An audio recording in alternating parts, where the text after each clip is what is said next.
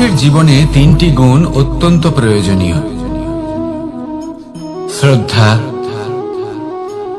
বিনম্রতা, যোগ্যতা। যদি জ্ঞান লাভ করতে চান তাহলে শ্রদ্ধার প্রয়োজন, যদি মান লাভ করতে চান তাহলে স্বভাবে বিনম্র হওয়া প্রয়োজন, আর যদি মনোবাঞ্ছিত স্থান লাভ করতে চান তাহলে যোগ্যতার প্রয়োজন। বিষয়টা সহজ। শ্রদ্ধা আপনাকে জ্ঞান দেবে, নম্রতা আপনাকে মান, আর যোগ্যতা উচিত স্থান দেবে। কিন্তু যদি আপনি এই তিনটি গুণ সম্মিলিত করেন তাহলে এমন কিছু লাভ করবেন যা এই সব কিছুর থেকে অনেক ঊর্ধ্বে: সম্মান।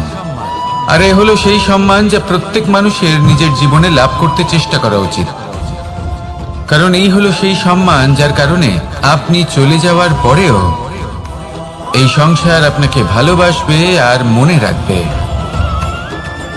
আসুন আমার সাথে ভালোবেসে বলুন, রাধা রাধা। অনেক সময় আমরা জীবনে অনেক মানুষকে এমন বলতে শুনে থাকি যে আমি অসফল হয়েছি কারণ আমার সময় ভালো যাচ্ছিল না, আমি এই জিনিসটা লাভ করতে চাইছিলাম কিন্তু করতে পারলাম না কারণ আমার সময়টা ভালো যাচ্ছিল না, আমি আমার জীবনে ওই মহান কাজটা করতে চাইছিলাম কিন্তু করতে পারলাম না। কেন? কারণ আমার সময়টা ভালো যাচ্ছিল না। কিন্তু যে মুহূর্তে ভালো সময় আমার জীবনে আসবে আমি সব কিছু প্রাপ্ত করব।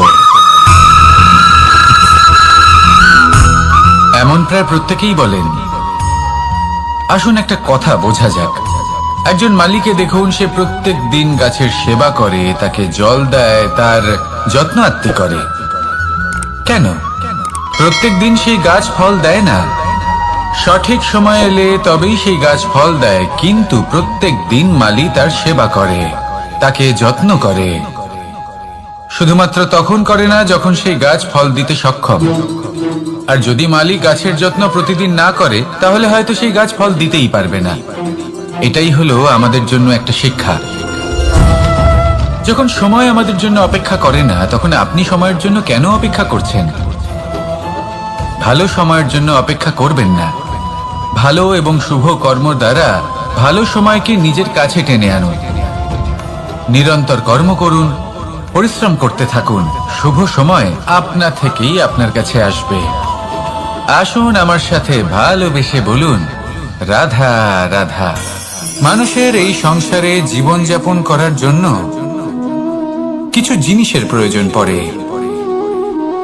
এমন কিছু আবেগ, এমন কিছু বস্তু আছে যেগুলো তার প্রয়োজন হয়, কিন্তু সব থেকে বেশি যে জিনিসটা তার প্রয়োজন হয় সেটা হলো সম্মানের।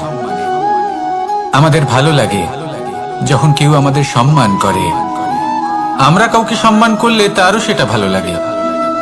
কিন্তু আপনি দেখবেন যে সংসারে বেশিরভাগ মানুষ দুটি মাপদণ্ডের ভিত্তিতে সম্মান করেন, হয় বয়স দেখে করেন বা উপার্জন দেখে, অর্থাৎ সেই ব্যক্তি কতটা উপার্জন করেন। এবার ভেবে দেখুন, এটা আবশ্যক নয় কারোর বয়স যদি বেশি হয় তার বুদ্ধিও ততটাই বেশি হবে। আবশ্যক এটাও নয় যে কোনো ব্যক্তি যদি অত্যন্ত ধনী হন বা তার মনও নির্মল হবে বা তিনি সৎকর্ম করবেন বা এমন কোনো কর্ম করবেন যাতে উনি সম্মান লাভ করতে পারেন। হতে পারে উনি ধনী কিন্তু দুশ্চরিত্র। সেই জন্য বয়স বা উপার্জন দেখে কোনো ব্যক্তিকে সম্মান করবেন না। কর্ম দেখুন। যদি গভীরভাবে ভেবে দেখেন তাহলে দেখবেন যদি কোনো মানুষ কোনো সৎকর্ম করেন তাহলে তার প্রতি হৃদয় থেকে সম্মান জাগ্রত হয়। এটাই হলো সেই সম্মান যা অর্জন করতে হবে। বয়স আজ আছে, কাল আরো বৃদ্ধি পাবে। উপার্জন আজ আছে, কাল সেটা কমে যেতেও পারে। কিন্তু যদি আপনি নিরন্তর শুভকর্ম করতে থাকেন তাহলে আপনি মৃত্যুর পরেও অমর হয়ে থাকবেন। আসুন আমার সাথে ভালোবেসে বলুন, রাধা রাধা। পাপ এবং পুণ্য, এই দুই হলো সংসারের এমন দুই বিন্দু যাকে কেন্দ্র করে এই সংসারের চক্র ঘুরতে থাকে। আমরা যদি কোনো কর্ম বিচার করি হয় পুণ্য নয় পাপের দৃষ্টিভঙ্গি দিয়ে, এটা হয় পুণ্য না হলে পাপ। কিন্তু এই পাপ এবং পুণ্য এই দুই নির্ভর করে প্রত্যেক মানুষের উপর, তার চিন্তাধারা, তার পরিস্থিতির উপর। ধরুন এমন একজন মানুষ যিনি অনেক দিন ধরে বনে পথ হারিয়েছেন, অনেক দিন হয়তো উনি কোনো খাবার খাননি। এবার এমন পরিস্থিতি চলে এসছে যে এবার যদি উনি খাবার না খান তাহলে হয়তো জীবিতই থাকবেন না। আর এমন অবস্থায় ওনার সামনে যদি কোনো প্রাণী আসে তাহলে তাকে শিকার করা, এটা কিন্তু তার কাছে পাপ নয়, এটা তো জীবিত থাকার একমাত্র উপায়। এটা তার কাছে পুণ্য সম। আর যদি আমি এমন একজন ব্যক্তির কথা বলি যিনি সরল, যিনি একটি সুখী, শান্ত, সুরক্ষিত জীবনযাপন করছেন, তার কাছে কিন্তু এটা পাপ। এইরকমই এই সংসারে ভিন্ন ভিন্ন পরিভাষা আছে পাপ এবং পুণ্যের। তার মধ্যে যদি আমি আপনাকে একটি সরল পরিভাষা দিই, সেটা হলো জীবনে যখনই কোনো কর্ম করবেন সেটা নিয়ে একটু ভেবে দেখুন যে এই যে কাজটা আমি করছি তার ফলে এই যে অন্য মানুষেরা আছেন এই সংসারে, তারা কি দুঃখ পাবেন? যদি তারা দুঃখ পান তাহলে সেটা পাপ। যদি আপনি এমন কোনো কর্ম করেন যার ফলে অন্যরা প্রসন্নতা লাভ করেন, তাদের মুখে হাসি ফুটে ওঠে, যদি তারা প্রেরিত হন, জীবনে সামনে এগোতে পারেন, তাদের বিকাশ হয়, তাহলে এটা হলো পুণ্য। তাই জীবনে সবসময় পুণ্য করতে থাকুন আর আমার সাথে ভালোবেসে বলুন রাধা রাধা। বনস্পতি ফলনের জন্য আমাদের কিসের প্রয়োজন পড়ে? একটু ধরিত্রীর, একটু পরিশ্রমের, আর একটা বীজের। এবার যদি মানুষের কথা বলি তাহলে এখানে ধরিত্রী হলো মানুষের এই জীবন, যেখানে মানুষ নিজের ইচ্ছের ফল ফুল ফলন করতে চায়। পরিশ্রম হলো আমাদের কর্ম, আর বীজ হলো আমাদের নির্বাচন। আমাদের বেছে নিতে হবে যে আমরা কি বপন করব, আম নাকি ফণি মনসা, এর মধ্যে আমরা কি পেতে চাই। রসালো ফলের ফলন চাই নাকি কাঁটার ফলন চাই, তা আমাদের উপর নির্ভরশীল। কিন্তু একটা কথা ঠিক, লক্ষ্য যেমনই হোক না কেন, জীবন যেমনই হোক না কেন, যদি আপনি লক্ষ্যের দিকে এগোতে থাকেন তাহলে কর্মের সাথে খামখেয়ালি আচরণ করতে পারবেন না। যদি আপনি এমন করেন তাহলে এটা আপনাকে একটা অনুচিত লক্ষ্যে পৌঁছে দেবে, সেটা কিন্তু নিশ্চিত। সবসময় এটা মনে রাখবেন, কর্মের সাথে খামখেয়ালি হবেন অর্থাৎ কর্মফলও আপনার সাথে খামখেয়ালি হবে। তাহলে নিষ্ঠার সাথে কর্ম করতে থাকুন আর নিজের লক্ষ্যকে প্রাপ্ত করুন। আর আমার সাথে ভালোবেসে বলুন রাধা রাধা। অগ্নি চতুর্থ তত্ত্ব, সব থেকে বেশি গুরুত্বপূর্ণ কিন্তু তার থেকেও বেশি ভয়াবহ। কখনো অগ্নিকে নিয়ন্ত্রিত রূপে উনুনে জ্বলতে দেখেছেন? এই অগ্নি আমাদের খাবার বানাতে সাহায্য করে, যা আমাদের শক্তি প্রদান করে। কিন্তু এই অগ্নি যখন বিচলিত হয়ে, অনিয়ন্ত্রিত হয়ে কোনো বনের আগুন হয়ে ওঠে, তখন মহা বিনাশ ঘটে যায়। আপনারই অন্তরের ঊর্জা হলো এই অগ্নি। এটা আপনার শক্তিও, আপনার ক্রোধ। একে ব্যবহার কিভাবে করবেন তা আপনারই হাতে। যদি কোনো ব্যক্তি নিজের অন্তরের এই ঊর্জাকে ব্যবহার করেন শক্তির রূপে, তাহলে সে বিকাশ ঘটাতে পারে, নির্মাণ ঘটাতে পারে। কিন্তু যদি কোনো ব্যক্তি তার অন্তরের ঊর্জাকে বিধ্বংসী অস্ত্র বানিয়ে ফেলেন, তাহলে নিশ্চিত রূপে মহা বিনাশ ঘটতে পারে, যাতে বিনাশ তারও অবশ্যই হবে। অনেক বছর পূর্বে এমনই এক আগুনের দ্বারা এই সুন্দর পৃথিবীর নির্মাণ হয়েছিল। আর অনেক বছর পূর্বে এমন এক আগুনেই সমস্ত জীব এবং সংসার বিলুপ্ত হয়ে গেছিল। এবার আপনি আপনার অন্তরের ঊর্জা দ্বারা বিনাশ ঘটাতে চান নাকি নির্মাণ ঘটাতে চান, সেই সিদ্ধান্ত আপনারই। আসুন আমার সাথে ভালোবেসে বলুন রাধা রাধা। কখনো কখনো এমন হয় আমরা আমাদের বাড়ির উঠোনে বীজ বপন করি, আর তা বিকশিত হয় একটা সুন্দর বৃক্ষে। তার শাখাগুলি প্রতিবেশীর বাড়ি পর্যন্ত পৌঁছয়। ফলের বর্ষণ প্রতিবেশীর বাড়িতেও হয়ে থাকে। আর আমরা ভাবি গাছ আমরা উৎপন্ন করব আর ফল খাবেন আপনারা। এই কেমন কথা হলো? আপনাকে এই কথা বুঝতে হবে যে এসব হলো ভৌতিক বস্তু, সাংসারিক বস্তু।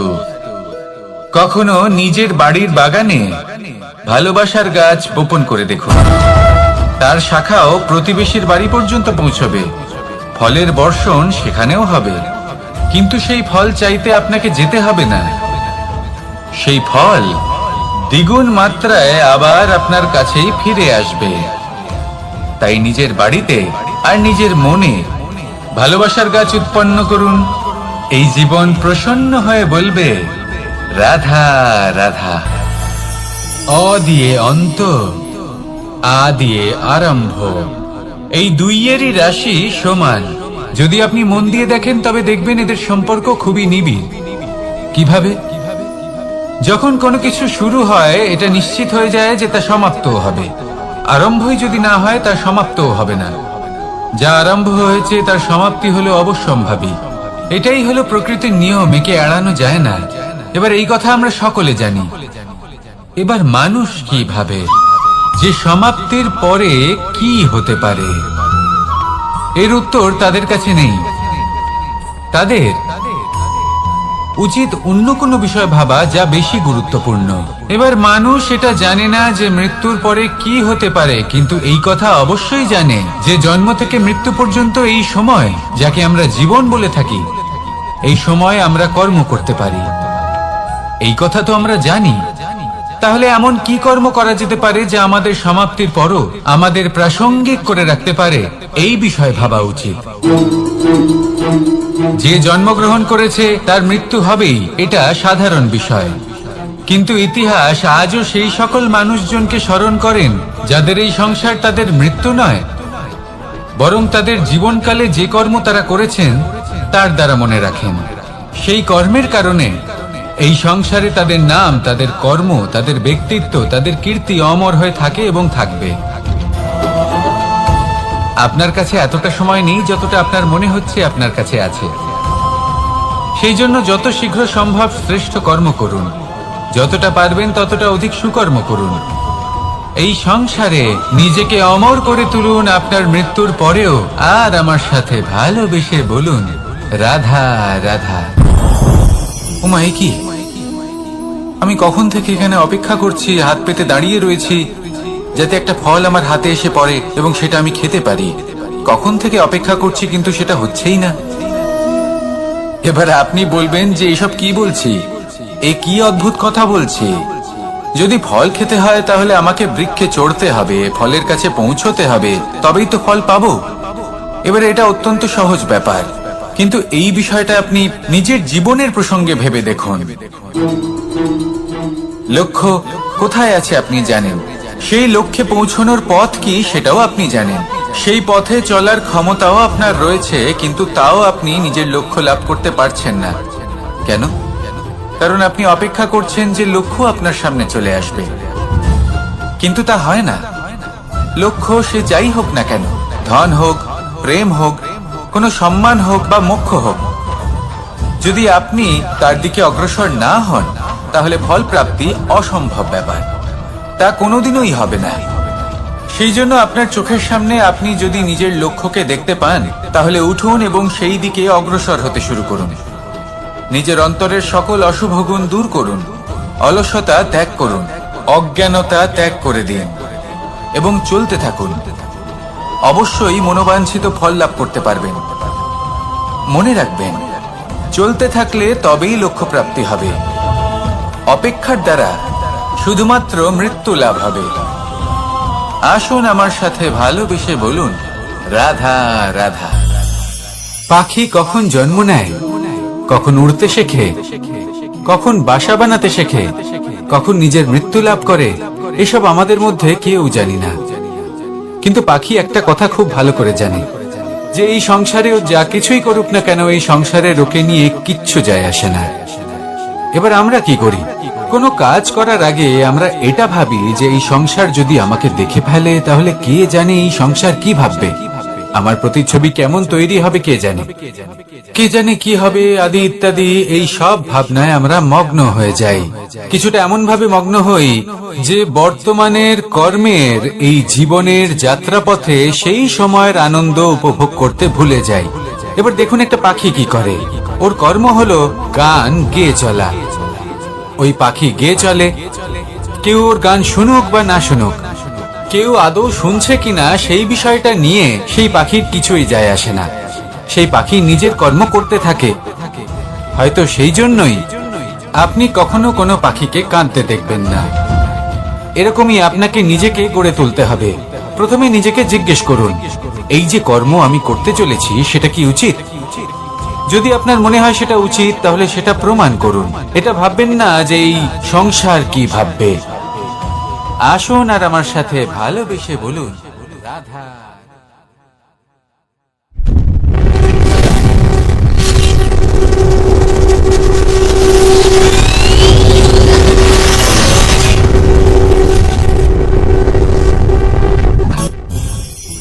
আকাঙ্ক্ষা কখন লোভে পরিণত হয়ে যায় তা কেউ বলতে পারে না। এবার তার পরিণাম কি হতে পারে তাও আমরা কেউ জানি না। আজ আমি আপনাকে বলছি, কোনো ব্যক্তি সবথেকে বেশি ক্ষতির সম্মুখীন তখনই হয় যখন সে এটা মনে করে যে সে সবথেকে বেশি সুরক্ষিত স্থানে রয়েছে। সে ভাবে যে সে সেখানে সুরক্ষিত রয়েছে। সে তখন অসাবধান হয়ে পড়ে, আর তখনই তাকে জীবনের সবথেকে বড় ক্ষতির সম্মুখীন হতে হয়। নিঃস্ব হয়ে যাওয়ার পরিস্থিতি কোনো মানুষের জীবনে তখনই আসে যখন তার কাছে প্রচুর সম্পত্তি থাকে এবং সে তার থেকেও অনেক বেশি সম্পত্তি অর্জন করতে চায়। সেই অনেক বেশি সম্পত্তি অর্জন করার চেষ্টায় সে এমন কিছু করে বসে যার ফলে তাকে সমস্ত সম্পত্তি হারাতে হতে পারে। একজন রচনাকার নিজেই নিজের প্রতিভা একদম শেষ করে দিতে পারে যখন সে অনেকগুলো কাজ নিজের কাঁধে নিয়ে নেয়। একটা গুরুত্বপূর্ণ কথা সবসময় মনে রাখবেন, আজ আপনি যেখানেই থাকুন না কেন, যেমনই যে কোনো স্থানেই থাকুন না কেন, এর পেছনে আপনার আকাঙ্ক্ষার একটা বিশাল ভূমিকা রয়েছে। কিন্তু মনে রাখবেন, আপনাকে শিখতে হবে যে কখন আর কিভাবে নিজের উচ্চাকাঙ্ক্ষাগুলিকে লাগাম পরাতে হবে, কারণ এটা অত্যন্ত আবশ্যক। তাই আসুন আর আমার সাথে ভালোবেসে বলুন, রাধা রাধা। রাত্রে আমরা সুখ নিদ্রা লাভ করি, আমরা স্বপ্ন দেখি, ভবিষ্যতের পরিকল্পনা করি, খুব ভালো লাগে। সকালে যখন চোখ খুলি নিদ্রা ভঙ্গ হয়, স্বপ্ন সেইখানেই ভেঙে যায়, আর তারপর আমরা আমাদের রোজকার জীবন যাপন করি। স্বপ্ন হয়তো মানুষ রাতের বেলায় দেখেন, কিন্তু সেটাকে সার্থক দিনের বেলাতেই করতে হয়। রাতে মধুর বাতাসের নিচে কোমল শয্যায় শুয়ে মাতার গলায় মিষ্টি গান শুনতে শুনতে নিদ্রায় আচ্ছন্ন হওয়া, স্বপ্ন দেখা, ভবিষ্যতের পরিকল্পনা করা বড়ই সরল। কিন্তু সকালবেলায় সময় মতো উঠে সূর্যের তাপ সহ্য করে, সেই উষ্ণতা সহ্য করে সর্বাঙ্গ ঘেমে গিয়ে নিজের পথ খুঁজে বের করা, সেই পথে অগ্রসর হওয়া, বাধা বিপত্তি এসবের সম্মুখীন হওয়া, আর তারপর লক্ষ্য লাভ করা, এগুলো কঠিন কাজ। এ হলো অত্যন্ত কঠিন কাজ। যদি আপনি চান যে স্বপ্ন আপনি দেখেছেন তা সত্যি হোক, তাহলে দিনের বেলায় আপনাকে বেরিয়ে কর্ম করতেই হবে, পরিশ্রম করতেই হবে। মনের এই চক্ষু দিয়ে স্বপ্ন দেখা সম্ভব, কিন্তু যদি আপনি বুঝতে পারেন যে এই স্বপ্নই হলো আপনার লক্ষ্য, তাহলে তাকে সার্থক করতে শুধুমাত্র পরিশ্রম দ্বারাই করতে হবে। তাহলে পরিশ্রম করুন আর আমার সাথে ভালোবেসে বলুন, রাধা রাধা। মানুষের জীবনে দুই ধরনের আবেগ থাকে যা চিরকাল তার সাথে বসবাস করে। প্রথম, স্বপ্ন। দ্বিতীয়, অজুহাত। মানুষ হাজার হাজার স্বপ্ন দেখতে পারে। আমাকে এই কাজ করতে হবে, আমাকে ওখানে ঘুরতে যেতে হবে, আমার জীবনে এই অসম্ভব কাজ বাস্তবায়িত করে দেখাতে হবে, আদি ইত্যাদি। এবার ঠিক যেমন স্বপ্ন দেখেন, সেইভাবে অজুহাতও খুঁজে নিয়ে আসেন। আমি এই স্বপ্ন পূরণ করতে পারলাম না, কারণ আমাকে কেউ সাহায্যই করলো না, কারণ আমি দুর্বল হয়ে পড়েছিলাম, কারণ আমার কাছে সময়ই ছিল না, আদি ইত্যাদি। এবার সাফল্য এবং অসফলতার মাঝখানে এই ধরনের সংঘর্ষ হতে থাকে। সাফল্য তখন লাভ করা সম্ভব যখন আপনার স্বপ্ন আপনার অজুহাতের থেকে অনেক বড় হয়। আর অসফলতা তখন পাবেন যখন আপনার অজুহাত আপনার স্বপ্নের থেকে অনেক বড় হয়। আপনি যদি সাফল্য লাভ করতে চান তাহলে চেষ্টা করতে থাকুন, পরিশ্রম করুন। যদি অসফল হন তাহলে ভয়ভীত হওয়ার কোনো প্রয়োজন নেই। নিজের ভুল বুঝুন, তাকে শুধরে নিন, আবার চেষ্টা করুন। কিন্তু যদি নিজের জীবনে অজুহাত নিয়ে আসেন তখন স্বপ্ন কখনো পূরণ হবে না। আসুন আমার সাথে ভালোবেসে বলুন, রাধা রাধা। ভয়ের সাথে আমরা সবাই পরিচিত, কষ্টও আমরা সবাই পেয়েছি। কখনো কখনো আমরা অসুস্থ হয়ে পড়ি, আর এমন সময় হলে মাতার মমতা, কখনো বাবার স্নেহ, কখনো বন্ধুদের পাশে থাকার অনুভূতি আমাদের রোগ নিরাময়ে সাহায্য করে। কখনো যদি আমরা নিরাশ হয়ে পড়ি, তখন যদি আমাদের কোনো আপনজন আমাদের দুটো ভালো কথা বলে, তখন আমাদের মনোবল বেড়ে যায়। ঠিক তেমন সংসারের এই রঙ্গমঞ্চে যদি আপনি পীড়িত অনুভব করেন, কিছু শুভ কথা আলোচনা করুন, কিছু স্তুতি গান করুন, কিছু মুহূর্তের জন্য হলেও নিজের ইষ্টদেবের কথা স্মরণ করুন আর প্রার্থনা করুন। সাহস বাড়বে, শক্তিও বৃদ্ধি পাবে এবং সামনে এগিয়ে চলার পথও দেখতে পাবেন। তখন এই মন প্রসন্ন হয়ে বলবে, রাধা রাধা। কখনো কখনো অন্ধকারের সাথে লড়াই করার জন্য আমরা প্রদীপ জ্বালাই। এতে প্রথমে সলতে রাখি, তারপর তেল ঢালি, তারপর আগুন জেলে এটা প্রজ্বলিত করি। তারপর একটা সময় আসে যখন এই প্রদীপ নিভে যায়। কারণটা কি? কারণ কি এটা যে প্রদীপের প্রকাশমান হওয়ার ক্ষমতা সমাপ্ত হয়েছে? না, এই যে আগুন আমরা দেখতে পাচ্ছি, এই আগুনের জন্য যে শক্তির প্রয়োজন হয় তা আসে এই তেল থেকে। যদি এই তেল সমাপ্ত হয়ে যায় তাহলে এই প্রকাশ তাও সমাপ্ত হয়ে যায়।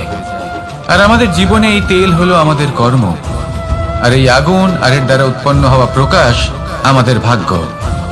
যত আমাদের কর্ম ক্ষীণ হতে থাকবে, আমাদের ভাগ্য সৌভাগ্য কোথাও না কোথাও লুপ্ত হয়ে যাবে। যে উজ্জ্বল ভবিষ্যৎ আমরা চাইছি তা কখনো লাভ করতে পারবো না যদি কর্ম না করি। ঠিক যেমন তেল ছাড়া অগ্নি উৎপন্ন হয় না, তেমনি কর্ম ছাড়া সৌভাগ্য হয় না। আর যেমন কর্ম তেমন ভাগ্য। তাই সবসময় কর্ম করতে থাকুন, কর্ম করা থামাবেন না। আমার সাথে ভালোবেসে বলুন, রাধা রাধা। জীবনে তিনটি বিষয় আছে, তিনটি বস্তু আছে, তারা যেন আপনাকে কখনো বশে না করে নিতে পারে। প্রথম হলো ধন। ধন যতক্ষণ আপনি ব্যবহার করতে থাকেন, যতক্ষণ তা আপনার কাজে আসছে, ততক্ষণ ঠিক আছে, এই ধন আপনার কাছে অমৃত। কিন্তু যখন এই ধন আপনাকে ব্যবহার করতে শুরু করে, বুঝে যাবেন যে আপনার পতনের সময় শুরু হয়েছে।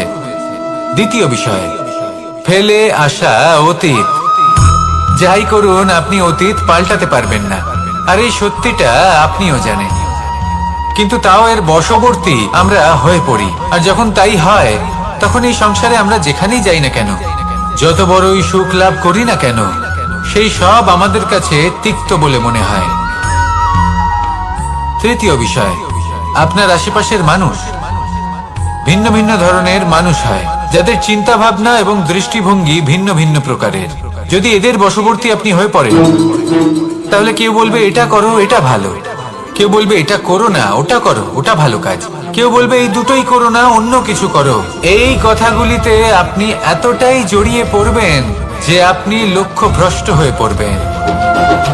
তাই এই তিন বিষয় থেকে সাবধানে থাকবেন।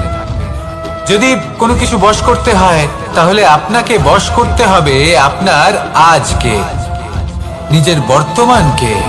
এটা খুব প্রয়োজনীয়। এটা ভাববেন যে এই সময়ের সদ্ব্যবহার আমি কিভাবে করব, সময়কে শাসন কিভাবে করব, ওই কর্ম কিভাবে করব যাতে ভবিষ্যতে কখনো আমার আফসোস না হয়, বরং এই সংসার আমাকে নিয়ে গর্ব করবে, সেই কর্ম করুন। আর যখন আপনি এটা শিখে নেবেন, তখন আপনি নিজেই নিজেকে প্রকৃত অর্থে ভাগ্যশালী করে তুলবেন। আসুন আমার সাথে ভালোবেসে বলুন, রাধা রাধা। অনেক সময় আমরা কারোর নীরবতাকে তার দুর্বলতা ভেবে বসি। হতেই পারে সেই ব্যক্তি উত্তর দিতে চাইছেন না, হতে পারে অন্য কোনো কারণ আছে যা আমরা বুঝতেই পারছি না। সেই জন্য তাকে দুর্বল ভেবে নেওয়া অনুচিত। দেখতে গেলে এই বিশাল সমুদ্র এও কিন্তু নীরব, শান্ত হয়। কিন্তু যখন সে রুদ্র মূর্তি ধারণ করে তখন কি হয়?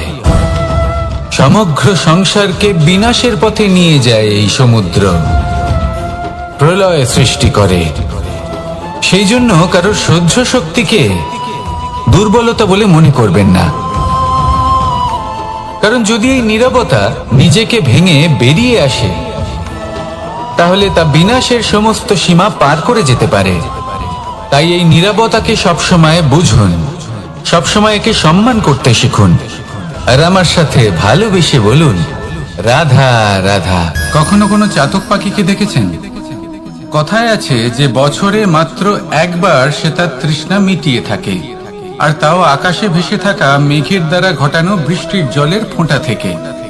আর কোথাও থেকে সে তার তৃষ্ণা পূরণ করে না। সারা বছর সে নিদারুণ গরম সহ্য করে, তীব্র শীতও সহ্য করে, শুধু এই আশা নিয়ে যে বছরে একবার অন্তত সেই মেঘের ঘন ঘটা হবে, বৃষ্টি হবে, আর সে তার তৃষ্ণা নিবারণ করবে। এটা আসলে কি? এটা আসলে বিশ্বাস। সেই বিশ্বাস যে বছরে একবার সেই মেঘ আসবে তৃষ্ণা নিবারণ করতে।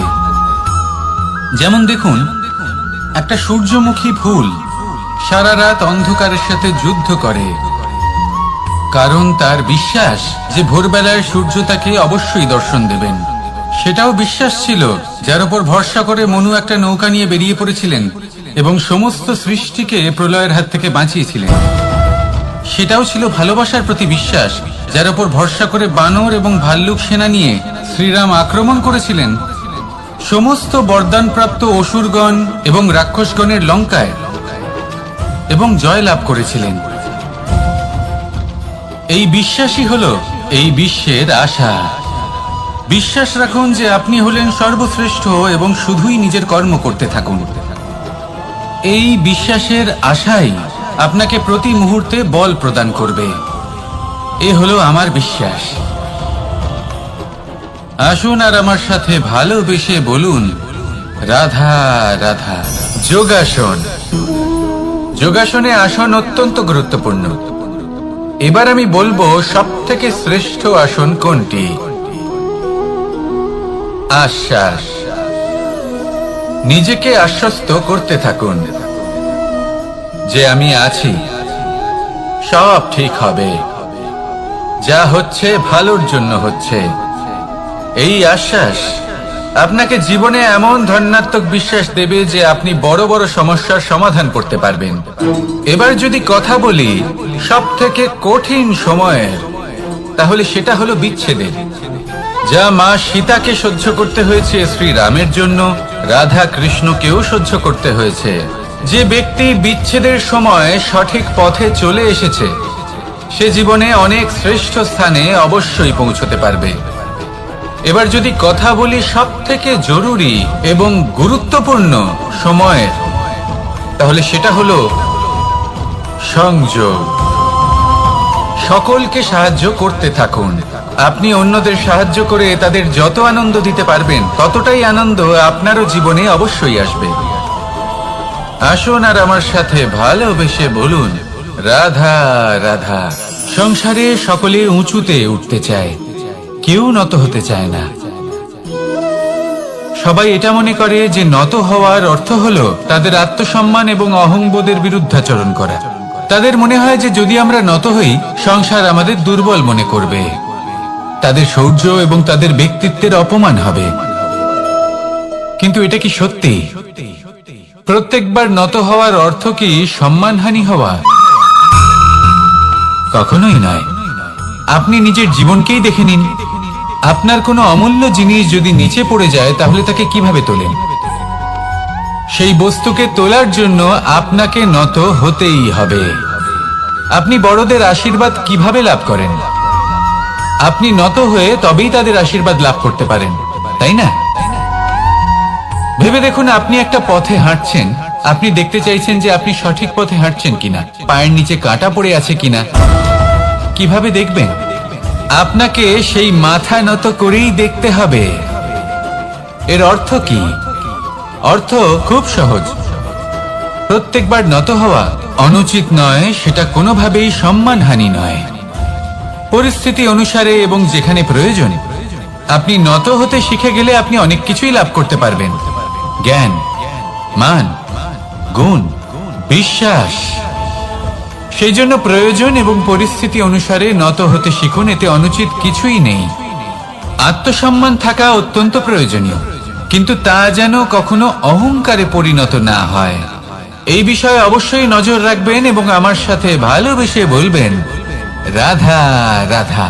আমাদের জীবনে অনেক ধরনের ব্যক্তি এসে থাকেন। কেউ কেউ আমাদের সাথে থেকে যান, কেউ আমাদের থেকে দূরে চলে যান। কেউ ভালো মানুষ হন, কেউ খারাপ মানুষ। কিন্তু আমরা সবসময় সেই সময়টাকে নিয়ে দুঃখ প্রকাশ করি যখন আমাদের জীবনে কোনো খারাপ ব্যক্তি প্রবেশ করেন। তারা আমাদের খারাপ অনুভূতি দেন, দুঃখ দেন, কষ্ট দেন। আমরা সবাই তাকে ভালো মন্দ কথা বলি। কিন্তু কেন? এমন বিভিন্ন ধরনের মানুষ, খারাপ মানুষ, ভালো মানুষ, সবার জীবনেই আসেন এবং সকলকেই একটা অমূল্য শিক্ষা দান করে যান। এবার আপনি নিজেই ভেবে দেখুন, জীবনে যখন প্রথমবার আপনি আগুন স্পর্শ করেছিলেন তখন আপনি একটা শিক্ষা লাভ করেছিলেন যে আমাকে আগুনের থেকে একটু দূরে থাকতে হবে। তারপর আস্তে আস্তে আপনি শিখলেন যে কিভাবে এই আগুনকে নিয়ন্ত্রণে রাখতে হবে। তারপর আপনি শিখলেন যে কিভাবে নিজের জীবনে তাকে প্রয়োগ করতে হবে, তা সে অন্ধকারে প্রকাশ লাভ করার জন্য হোক বা খাবার বানানোর জন্য। সেইভাবেই কোনো খারাপ ব্যক্তি যখন আপনার জীবনে আসে, কোনো শিক্ষা দিয়ে যান, তার প্রতি কৃতজ্ঞ থাকুন। তার বিষয় খারাপ ভাবার বা খারাপ অনুভূতি নিয়ে থাকার কোনো প্রয়োজন নেই। সেই শিক্ষা লাভ করুন, ইতিবাচক মনোভাব নিয়ে জীবনের সামনে এগোতে থাকুন। কেউ নেই যিনি আপনাকে বাধা দিতে পারেন। আসুন আমার সাথে ভালোবেসে বলুন, রাধা রাধা। অনেক সময় আমরা জীবনে অনেক মানুষকে এমন বলতে শুনে থাকি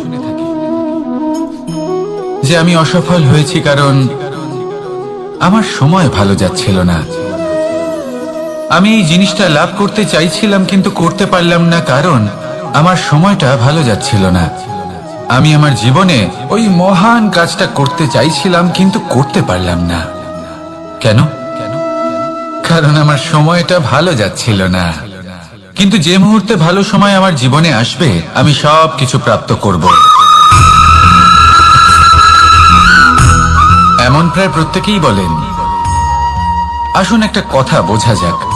একজন মালিকে দেখুন, সে প্রত্যেক দিন গাছের সেবা করে, তাকে জল দেয়, তার যত্ন আত্তি করে। কেন? প্রত্যেক দিন সেই গাছ ফল দেয় না। সঠিক সময় এলে তবেই সেই গাছ ফল দেয়, কিন্তু প্রত্যেক দিন মালি তার সেবা করে, তাকে যত্ন করে। শুধুমাত্র তখন করে না যখন সেই গাছ ফল দিতে সক্ষম। আর যদি মালি গাছের যত্ন প্রতিদিন না করে তাহলে হয়তো সেই গাছ ফল দিতেই পারবে না। এটাই হলো আমাদের জন্য একটা শিক্ষা। যখন সময় আমাদের জন্য অপেক্ষা করে না তখন আপনি সময়ের জন্য কেন অপেক্ষা করছেন? ভালো সময়ের জন্য অপেক্ষা করবেন না। ভালো এবং শুভ কর্ম দ্বারা ভালো সময়কে নিজের কাছে টেনে আনুন। নিরন্তর কর্ম করুন, পরিশ্রম করতে থাকুন। শুভ সময় আপনা থেকেই আপনার কাছে আসবে। আসুন আমার সাথে ভালোবেসে বলুন, রাধা রাধা। জীবনে এমন কিছু কাজ রয়েছে যা আমাদের কখনোই করা উচিত নয়, যেমন আশা করা। যদি আপনি আশা করেন আর আপনার আশা পূর্ণ না হয় আপনি খুবই কষ্ট পাবেন। এবার আপনি যদি প্রতীক্ষা করেন, করতেই থাকেন, আর সেই ব্যক্তি যদি না আসে তাহলেও খুব কষ্ট পাবেন। আর হলো তুলনা। আপনি যদি তুলনা করতে যান তাহলে এটাই ভাববেন যে হয় আমি বা অন্য কোনো ব্যক্তি, এই দুজনের মধ্যে কোনো এক ব্যক্তি নিকৃষ্ট। আর এই ভাবনাটাই হলো অনুচিত। যদি আমরা কথা বলি সেই সব বিষয়ে যা আমাদের করা উচিত, যেমন পরীক্ষা। এই পরীক্ষা সবসময় আমাদের আরো সফল করে তোলে, আরো শ্রেষ্ঠ করে তোলে, আরো উৎকৃষ্ট করে তোলে। আসন্ন মহাসংগ্রামের জন্য আমাদের প্রস্তুত করে তোলে এই পরীক্ষা। তাই এই পরীক্ষার থেকে কখনোই পালাবেন না, এর সম্মুখীন হন। আর হলো কর্ম। কর্ম করা কখনোই বন্ধ করবেন না। তুলনা করার বদলে কর্ম করুন, প্রতীক্ষা করার বদলে কর্ম করুন, আর আশা করার বদলে কর্মই করুন। জীবন সফল হয়ে যাবে। দেখুন, সবার শেষে সত্যি বলতে এই কর্ম আর এই পরীক্ষা, এই দুই আমাদের জীবনকে সুখী করে তুলতে পারে। আসুন আর আমার সাথে ভালোবেসে বলুন, রাধা রাধা। আমি অনেক সংখ্যক মানুষকে দেখেছি, তাদের কাছে অত্যাধিক জ্ঞান আছে, শিল্প আছে, ধন আছে, কীর্তি আছে, কিন্তু তারা এই সবকিছু নিজেদের কাছেই রাখেন, এই সমাজে বিতরণ করেন না। কারণ হলো ভয়। ওনাদের মনে হয় যে যদি আমি এই সব কিছু সমাজে বিতরণ করি, তাহলে সমাজ আমার শিল্প হোক, ধন হোক, জ্ঞান হোক, কীর্তি হোক, সবকিছু চুরি করে নিয়ে যাবে, আর তার বদলে আমি কিছুই পাবো না। এটা কিন্তু সত্য নয়। সত্য হলো এটাই যে যদি আপনি নিজেকে এই সংসারের প্রতি সমর্পিত করেন, তাহলে এই সংসার আপনার প্রতিও সমর্পিত থাকবে।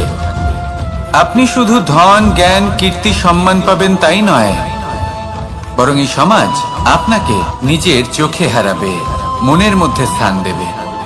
তাই এই ভয় ত্যাগ করে দেখুন কিভাবে এই সমাজ আপনাকে প্রেম সমর্পণ করে। আসুন আমার সাথে ভালোবেসে বলুন, রাধা রাধা। মানুষের এই সংসারে জীবনযাপন করার জন্য কিছু জিনিসের প্রয়োজন পড়ে। এমন কিছু আবেগ, এমন কিছু বস্তু আছে যেগুলো তার প্রয়োজন হয়, কিন্তু সব থেকে বেশি যে জিনিসটা তার প্রয়োজন হয় সেটা হলো সম্মানের। আমাদের ভালো লাগে যখন কেউ আমাদের সম্মান করে। আমরা কাউকে সম্মান করলে তারও সেটা ভালো লাগে।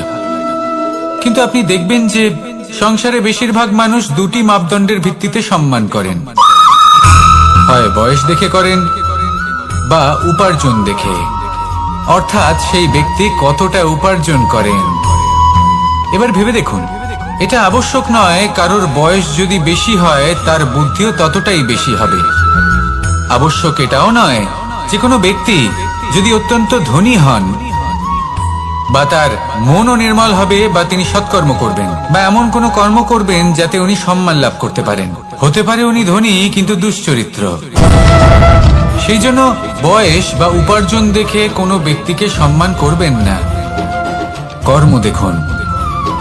যদি গভীরভাবে ভেবে দেখেন তাহলে দেখবেন যদি কোনো মানুষ কোনো সৎকর্ম করেন তাহলে তার প্রতি হৃদয় থেকে সম্মান জাগ্রত হয়। এটাই হলো সেই সম্মান যা অর্জন করতে হবে। বয়স আজ আছে, কাল আরো বৃদ্ধি পাবে। উপার্জন আজ আছে, কাল সেটা কমে যেতেও পারে। কিন্তু যদি আপনি নিরন্তর শুভকর্ম করতে থাকেন তাহলে আপনি মৃত্যুর পরেও অমর হয়ে থাকবেন। আসুন আমার সাথে ভালোবেসে বলুন, রাধা রাধা। আমাদের জীবনে আমরা যখনই এমন কোনো মানুষের সাথে পরিচিত হই যে বয়সে, পদে এবং আর্থিক দিক থেকে আমাদের থেকে পিছিয়ে, তখন আমরা সবাই খুব হীন নজরে তাদের দিকে দেখি। মনেই করি না যে সেই ব্যক্তির নিজস্ব একটা অস্তিত্ব রয়েছে, তার নিজেরও একটা মাহাত্ম্য রয়েছে। আমাদের মনেই হয় না যে আমাদের সামনে দাঁড়িয়ে থাকার যোগ্যতা আছে তাদের।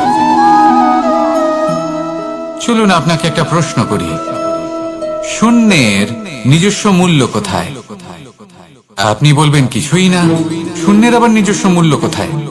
কিন্তু যখন এই শূন্যই কোনো সংখ্যার সাথে এসে যুক্ত হয়ে যায়, কোনো অঙ্কের সাথে এসে যুক্ত হয়ে যায়, তখন তার মূল্য অনেক গুণ বৃদ্ধি পায়।